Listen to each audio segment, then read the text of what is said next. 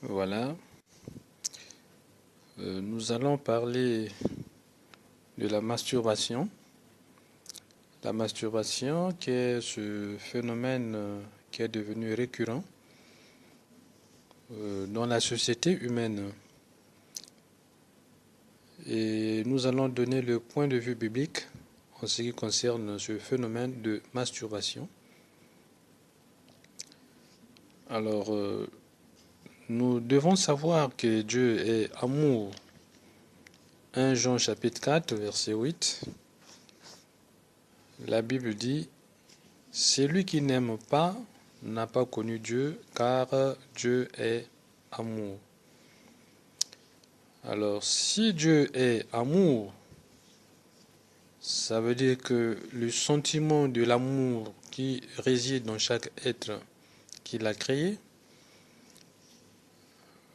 doit s'exprimer selon la volonté du Créateur, qui est Dieu. Le commandement de l'amour consiste à aimer trois personnes. Dieu d'abord, son prochain ensuite, et enfin soi-même. Alors nous lisons dans la Bible, dans le livre de Marc, Marc chapitre 12, verset 30 au verset 31. Le Seigneur Jésus-Christ est abordé. Quelqu'un lui pose la question en ce qui concerne le plus grand commandement. Et il répond, et tu aimeras le Seigneur ton Dieu de tout ton cœur, de toute ton âme, de toute ta pensée et de toute ta force.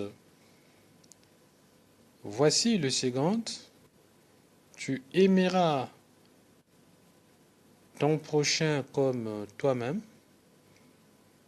Il n'y a pas d'autre commandement plus grand que ceux-là.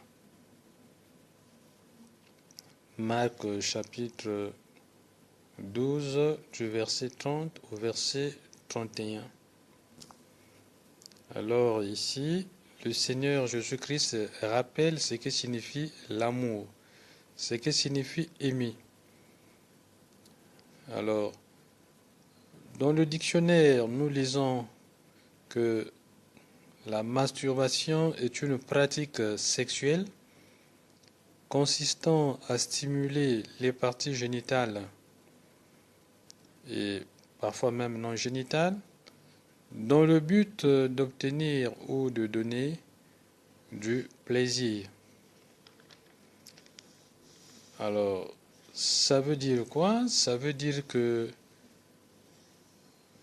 la masturbation consiste donc à se procurer du plaisir, à se donner du plaisir soi-même.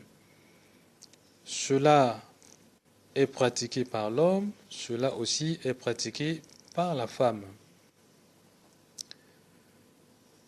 Puisque Dieu est amour, il faut aimer Dieu, aimer son prochain, aimer soi-même.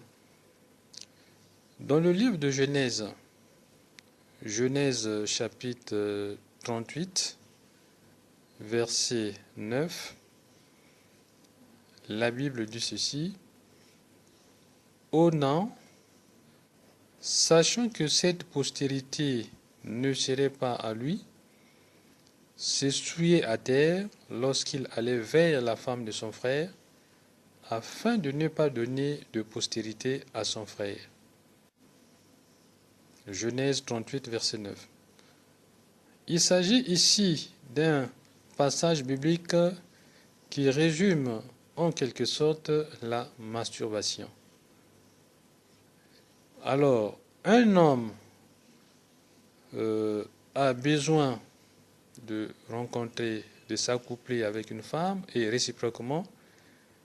Alors, ici, dans le cas de Genèse 38, pendant que l'homme atteint son orgasme, qu'est-ce qu'il fait? Il se retire et il s'essouille à terre. Il déverse à terre les gamètes qui devaient être libérés dans les voies génitales ou dans la voie génitale de la femme. Et cette pratique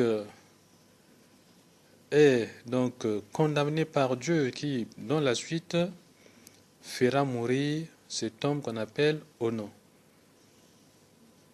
Alors, le masturbateur ou la femme qui se masturbe, l'homme ou la femme qui pratique ce phénomène, recherche la réjouissance, recherche le plaisir en jouant avec ses organes génitaux, en jouant avec ses organes sensibles, mais en pensant également à un véritable sexe opposé. C'est-à-dire que celui qui se jette dans cette pratique monte des scénarios dans sa pensée, voit qu'elle pratique cet acte avec une personne qu'elle aime, avec une personne de son choix. Alors, en dehors du fait que cette pratique, Dieu rejette cela parce que cela n'est pas possible, ne peut pas conduire à la fécondité, à la multiplication, à l'application ou à l'accomplissement de la parole de Dieu.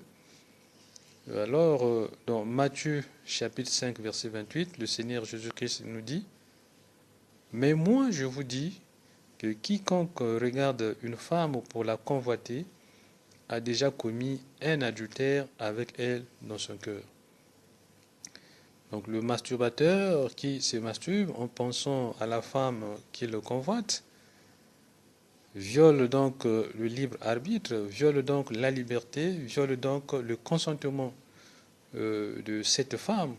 Si c'est la femme qui pratique cela en pensant à un homme, viole donc le libre arbitre, le consentement et la volonté de la personne. Pourquoi? Parce que cette personne que vous amenez dans vos pensées ne vous a pas donné son accord, ne vous a pas donné son consentement. Alors tout acte sexuel, même si c'est dans la pensée, sans le consentement de la personne partenaire, constitue donc un viol. Donc ici, le Seigneur soulève donc l'adultère. L'adultère, c'est aussi un viol, c'est un péché. Et celui qui se masturbe ou celle qui se masturbe, en se procurant du plaisir, en se servant des objets qui conduisent à l'orgasme, en pensant à un sexe opposé à un partenaire ou à une partenaire, commet donc l'adultère, commet donc un viol, commet donc une violation des droits de l'homme. Parce que vous êtes seul à imaginer et à posséder une personne qui est pour elle innocente, ne connaît pas vos intentions, ne connaît pas votre acte caché. Alors, c'est pourquoi Dieu qui a créé l'homme et la femme veut que l'homme soit avec la femme et la femme avec l'homme pour accomplir le plaisir sexuel. Mais si cela se fait dans la pensée, si cela se fait à travers des objets autres que le véritable partenaire, ou bien autre que la véritable partenaire, cela constitue une violation de la parole de Dieu et une violation des droits de l'homme, les droits de votre partenaire. C'est pourquoi, considérant que c'est une pratique dangereuse, Dieu avertit dans l'Apocalypse 21, verset 8, il dit, « Mais pour les lâches, les incrédules, les abominables, les meurtriers, les impudiques, les enchanteurs, les idolâtres et tous les menteurs, leur part sera dans le temps ardent de feu et de soufre, ce qui est la seconde mort. » Alors, selon le point de vue biblique, la masturbation est une débauche, est une abomination. Cela est interdit, cela est défendu. Toute personne qui pratique la masturbation, alors, viole les plans de Dieu, viole la parole de Dieu, viole donc la volonté de Dieu et est passible d'être jugé par le Créateur. D'ailleurs, le Créateur a envoyé ses anges munis de leur épée afin de frapper toute personne qui ne se laisserait point avertir, toute personne qui écoute le message venant de Dieu que cette pratique est interdite, est prohibée, est défendue et qui persiste dans ce chemin, alors rencontrera donc l'ange de Dieu ou les anges de Dieu qui brandissent leur épée et qui frappent et qui détruisent, qui conduisent à la mort tous ceux qui continuent de pratiquer cette masturbation, bien qu'ils aient été avertis auparavant. Alors Dieu qui veut que les âmes qu'il a créées soient sauvées, lui qui a dit que vous serez saints, car je suis saint, moi l'Éternel votre Dieu, Lévitique 20, verset 26, alors Dieu nous recommande à la sanctification. L'acte sexuel, c'est bien, mais il faut respecter la volonté de Dieu et faire cet acte selon la volonté de Dieu.